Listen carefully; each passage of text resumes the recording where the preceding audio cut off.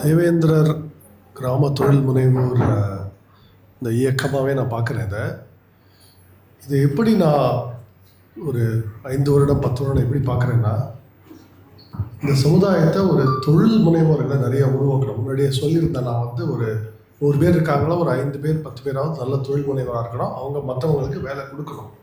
இப்போ இந்த அம்மா இது காமிச்சாங்க. அவங்க எப்படி எத்தனை பேர் வேலை பார்க்குறாங்களோட 8 பேர் வேலை செய்கிறாங்க. அவங்களோட ஆசாத் நகரில் ஊர்லேயே ஒரு 8 பேர் வேலை செய்கிறாங்க. ரொம்ப நன்றி. இது ஒரு பெரிய உதாரணமாக இருக்குது. இப்போ என்ன, நம்ம ஒரு தொழில் முனைவோருக்கு முதல்ல என்ன வேணும்னா, நம்ம விற்கிறதுக்கு என்ன செய்யறது அதான் யோசிக்கணும். அதுக்கு நான் ஒரு வழி என்ன சொல்லுவேன்னா, நம்ம என்னெல்லாம் வாங்குகிறோமே அதை தான் விற்கணும். இப்போ நம்ம சாஃப்ட்வேர் தொழில் இது செய்கிறோம், நான் மென்பொருள் மைக்ரோசாஃப்ட்லேருந்து இங்கே கொண்டு வந்து வைக்கிறான், கூகுள்லேருந்து கொண்டு வந்து வைக்கிறான். நம்ம ஏன் அதையே செஞ்சுக்கக்கூடாது? அப்படி தான் ஆரம்பிச்சோம். அந்த சாஃப்ட்வேர் நம்மளே செய்ய முடியாதா? அதே மாதிரி தான் நம்ம என்னெல்லாம் வாங்குகிறோமோ, நமக்கு என்ன அத்தியாவசியமாக தேவைப்படுதோ அதுதான் நம்ம விற்கக்கூடிய பொருள். ஸோ அப்படி அதனால் என்ன விற்கிறதுக்கு என்ன இருக்குது அப்படின்னு யோசிக்க வேண்டாம். முதல்ல என்னென்னலாம் வாங்குகிறோமோ அதுக்கு தான் நான் என்ன செய்வேன். எனக்கு ஐடியாவே இல்லை என்ன செய்யணும் அப்படின்னு தெரியல. நான் என்ன சொல்லுவேன், போய் ஒரு கடைக்கு போயிட்டு வா, எல்லா பொருளையும் ஃபோட்டோ எடுத்துகிட்டு வா முதல்ல. அப்புறம் இந்த ட்ரேட் ஷோன்னு சொல்லுவாங்களே, காட்டுற இந்த மாதிரிலாம் கம்பெனிகள்லாம் இருக்காங்க அப்படின்னு பார்த்துட்டு வா அப்படின்னு சொல்லுவேன். பார்த்துட்டு வந்தால் நமக்கே ஐடியா தோணும். இப்போ இன்றைக்கி உங்கள் இதில் பார்த்த உடனே அதில் அந்த கத்தரிக்கோல் எங்கேருந்து வந்ததுன்னு யோசிப்பேன். அது எங்கேருந்து வந்திருக்கு இல்லையா, அதை நம்ம வாங்கியிருக்கோம் இல்லையா, அதையே நம்ம செய்யக்கூடாது. இப்படி யோசிக்கணும். அது செய்கிறதுக்கு என்ன தேவை, இப்படி இந்த மாதிரி அதுக்கு என்ன மிஷின் தேவை, இப்படி தான் நீங்கள் படிப்படியாக சிந்தனை. அது முதல்ல என்ன, நமக்கு விவசாயத்தில் இருக்கிற சமுதாயம். இது விவசாயத்துக்கு அடுத்தது நமக்கு உண்ணும் உணவு, அடுத்தது கொடுக்க வேண்டிய உடை. அதுக்கு தான் இப்போ இந்த பயிற்சியெல்லாம் கொடுக்குறோம். அதுக்கப்புறம் பார்த்தீங்கன்னா பலவிதமான தொழில்கள் உங்களுக்கு ஓப்பன் ஆகுது. ஏன்னா இப்போ நம்ம டெய்லரிங் மெஷின் இருக்குது. அந்த மெஷினில் பல பார்ட் நம்ம நாட்டில் செய்யறதே இல்லை, நமக்கு செய்ய தெரியாது. இப்போ இந்த சிஸ்டர்ஸ் கூட இதை சொல்லுவேன், இதில் இருக்கிற அந்த மெட்டல், அந்த உலோகம் நம்ம நாட்டிலேருந்து வந்திருக்காது, வெளிநாட்டிலேருந்து வந்திருக்காங்க. இல்லைன்னா நம்ம நாட்டிலேருந்து இருந்தால் அது துரு பிடிச்சிடும், இது மழுங்கி போயிடும். அது வெளிநாட்டிலேருந்து வருது. அதே மாதிரி தான் நம்ம நகைவெட்டி கூட இன்றைக்கி நீங்கள் போய் நகைவெட்டி வாங்கி பாருங்க தென்காசியில், அது மேட் இன் சைனா அப்படின்னு சொல்லுவோம். இது மாதிரி தான் நம்ம ஒரு பொருளும் எங்கே வாங்குகிறோம், எங்கேருந்து வருது அப்படின்னு நம்ம அந்த நோக்கத்தோடையே பார்க்கணும். தொழில் முனைவோராக இருந்தால் நீங்கள் என்ன செய்யணும்னா, அடுத்தது என்ன செய்யலாம், என்ன மாதிரி பொருள் நாங்கள் விற்கலாம், அந்த கண்ணோட்டத்தோடையே நீங்கள் பார்க்கணும். இப்படிலாம் செய்யறதுனால தான் இப்போ நம்ம நிறுவனம் நிறுவனம் அவ்வளோ சாஃப்ட்வேர்னு சொல்கிறோம். இப்போ இங்கே வரும்போது ஒரு ஃபேக்ட்ரி பார்த்துருப்பீங்க. அதில் என்ன செய்ய போகிறோம்னா, ஒரு சில மீட்டர்னு சொல்லுவாங்க. இப்போ நம்ம வோல்டேஜ் கரண்ட் மெஷர் பண்ணுறேன், அதுக்கான அது எப்படி அந்த ஐடியா வந்தது? அந்த வோல்டேஜ் மீட்டர் மற்ற மீட்டர்லாம் அதுவும் வெளிநாட்டிலேருந்து சைனாலேருந்து வருது. நம்ம இதை செய்யக்கூடாது. இப்போ நீங்கள் இதுக்கிட்ட மாதாபுரத்துக்கிட்ட கருவின்னு ஃபேக்ட்ரி வச்சுருக்கோம். கருவியை நம்ம செய்கிறோம், அந்த ட்ரில் அதெல்லாம் யூஸ் பண்ணுறாங்களே, கட்டட தொழில் அதெல்லாம் வெளிநாட்டிலேருந்து வருது. நம்ம ஏன் செய்யக்கூடாது? இப்போ தான் போன வாரம் தான் முதல் முறையாக திருநெல்வேலியில் ஒரு 3 மிஷின் விற்றுருக்கு. 3ன்றது ஒரு சின்ன விஷயம்தான், ஆனால் முதல் முறையாக நம்ம நாட்டில் தயாரிக்கிறது ரொம்ப சந்தோஷம். வெளிநாட்டிலேருந்து வராமல் இங்கேயே தயார் செஞ்ச மிஷின் 3 மிஷின் வாங்கியிருக்காங்க திருநெல்வேலியில். இப்படி தான் ஆரம்பிக்கிறோம் எல்லாமே. அதுக்கு தான் நான் முதல் படி அப்படின்னு பேர் வச்சிருக்கேன். முதல் படின்னா இதுதான் முதல் படி. இப்படி தான் இதே மாதிரி சிந்தனை தான் தொழில் முனைவோருக்கு வேணும். அப்புறம் இந்த முதல் படியில் அந்த வார்த்தை முதல் இருக்கு. முதல்ங்கிறதுக்கு 2 மீனிங் இருக்குது, 2 அர்த்தம் தமிழ். முதலாவது ஃபர்ஸ்ட் அப்படின்னு சொல்லுவோம். முதல்ங்கிறது கேபிட்டல், அதாவது தொழில் செய்வதற்கான முதல் அப்படின்னு சொல்லுவோம் இல்லையா. கேபிட்டல் யார் அந்த இன்வெஸ்ட்மெண்ட் அப்படின்னு சொல்கிறேன், முதலீடு. முதல்ன்றது முதலீடு அப்படின்னு சொல்லுவோம். அந்த முதலீடு எங்கேருந்து வருது? இப்போ நீங்கள் நினைக்கலாம், நிறுவனம் இப்போ முதலீடு கொடுக்குது அது மாதிரி. ஆனால் உண்மையாகவே 5 வருடம் 10 வருடங்கள்ல அந்த முதலீடு அப்படின்றது இந்த சமுதாயத்திலிருந்தே வர முடியும். எப்படின்னா, இன்றைக்கி இவங்க 8 பேர் வேலைக்கு ஏற்றுட்டாங்க. இவங்க ஆல்ரெடி இவங்க ஒரு தொழில் அதிபராக இருக்காங்க, ஒரு சிறு தொழில் அதிபராக இருக்காங்க. இன்னும் 5 வருஷத்தில் 100 பேர் இருப்பாங்க, அப்புறம் 300 பேர் இருந்தாங்கன்னு வச்சுங்க.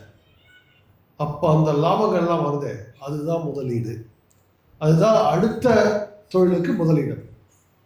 இதுதான் நம்ம இன்னைக்கு சம்பாதிக்கிறது, அதில் லாபங்கள் சேர்த்து வைக்கிற மாதிரிங்க, அதுதான் நமக்கு முதலீடு. இப்படி ஜோன் நிறுவனம் அப்படி லாபகரமாக இயங்குறதால தான் அந்த முதலீடு இந்த சமுதாயத்துக்கு செய்ய முடியும்.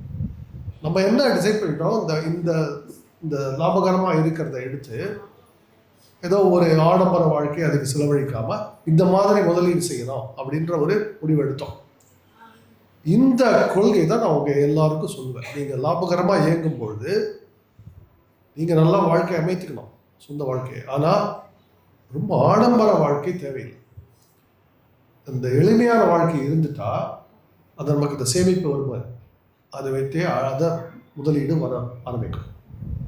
அந்த சமுதாயமே அந்த முதலீடை வச்சு தான் அடுத்த படி, முதல் படி, 2ஆம் படி, 3ஆம் படி இப்படி போயிட்டே இருக்க முடியும். அப்போ ஒரு 10, 15 வருடங்கள், 20 வருடங்கள் ஒரு மேஜிக் மாதிரி நடக்கும். நீங்கள் 20 வருடங்கள் வச்சு பார்த்தீங்கன்னா இவ்வளவு வளர்ந்துட்டோமா அப்படி வரும், அப்படி தோணும். அப்படி தான் நான் இதுக்கு தான் சொல்கிறேன், இந்த தேவேந்திரர் நம்ம ஆரம்பிச்சிருக்கிற இந்த ஃபைனான்ஸ் நிறுவனம்ன்றது நான் எப்படி இதை பார்க்குறேன்னா, இது ஒரு தேவேந்திரர் வங்கி அப்படி பார்க்குறேன். அதில் முக்கால்வாசி அதில் இருக்கிறவங்க, முதலீடு செய்திருக்கிறவங்க தேவேந்திரர்களாகவே இருக்கணும்.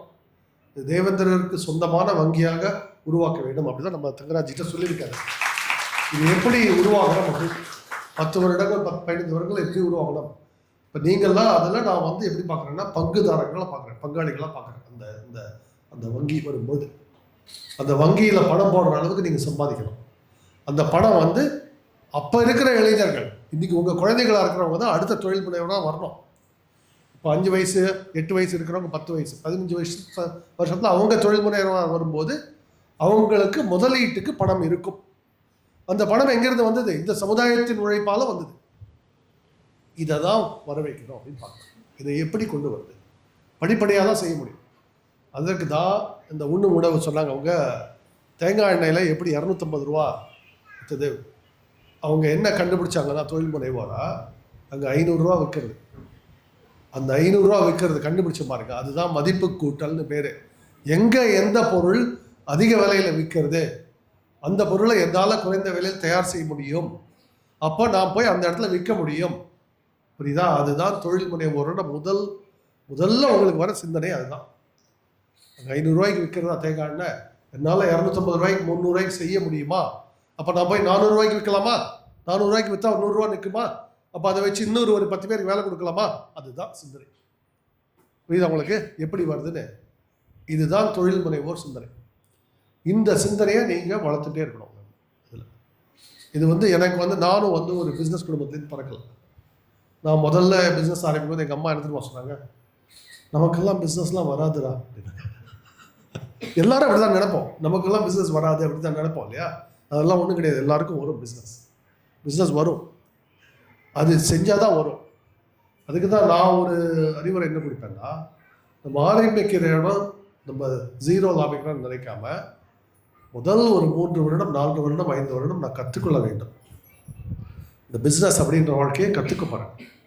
கற்றுக்கிற வரைக்கும் நான் பெரிய லாபம் அடைஞ்சிட்டேனான்னு நான் யோசிக்க மாட்டேன். கற்றுக்குறோம், இப்போ கருவி கற்றுக்குறோம், அதே மாதிரி இந்த மிஷின்லாம் இன்ஸ்ட்ருமெண்ட்ஸ் எல்லாம் கற்றுக்குறோம். 5 வருடத்துக்கு நான் லாபமாக இருக்கிறேனான்னு யோசிக்க மாட்டேன். அதை பற்றி என்னோட குறிக்கோளே இந்த தொழிலை கற்றுக்கணும், நம்ம இதை எப்படி செய்யறதுன்னு கற்றுக்கணும். அதுக்கப்புறம் தான் நம்மளால் லாபகரமாக இயங்க முடியும் கொஞ்சம் கொஞ்சமாக படிப்படியாக. அப்புறம் அந்த லாபகரமாக வரும்பொழுது நம்ம எல்லாத்தையுமே இந்த நோக்கத்தோடு பார்க்கணும், இதில் என்னென்ன செய்ய முடியும் அப்படின்னு. இப்போ ஜோ நிறுவனம் என்னென்னலாம் செய்யறதுன்னா, இந்த கேமராவை யார் செய்கிறாங்க, இந்த கேமரா நம்ம ஏன் வெளிநாட்டிலேருந்து இறக்குமதி செய்கிறோம், இதை எப்படி இங்கே கொண்டு வரலாம், அந்த ஃபேனில் இருக்கிற மோட்டார் எங்கேருந்து வருது, அந்த மோட்டார் தயாரிக்கிற மிஷின் எங்கேருந்து வருது, இந்த மோட்டாரே தயாரிக்கிற மிஷின் எங்கேருந்து வருது, இப்படிப்பட்ட கேள்விகள்லாம் கேட்குறோம். அந்த மாதிரி மோட்டார் தயாரிக்கிற மிஷினை இந்த பக்கத்தில் இருக்கிற லேபில் இப்போ இன்றைக்கி ஆராய்ச்சி செஞ்சிட்ருக்கோம். இந்த மோட்டாரை தயாரிக்கிற மிஷினையே இப்படி தான் நம்ம கண்டுபிடிக்கிறோம் ஒன்று ஒன்றா. இப்போ எல்லார் வீட்லேயும் ஃபேன் இருக்கா, அந்த ஃபேனுக்குள்ளே மோட்டார் இருக்குது, மிக்சி இருக்குது, கிரைண்டர் இருக்குள்ள அதுக்குள்ளே மோட்டார் இருக்குது. அந்த மோட்டாருக்குள்ளே பார்த்தீங்கன்னா வைண்டிங் இருக்கும்.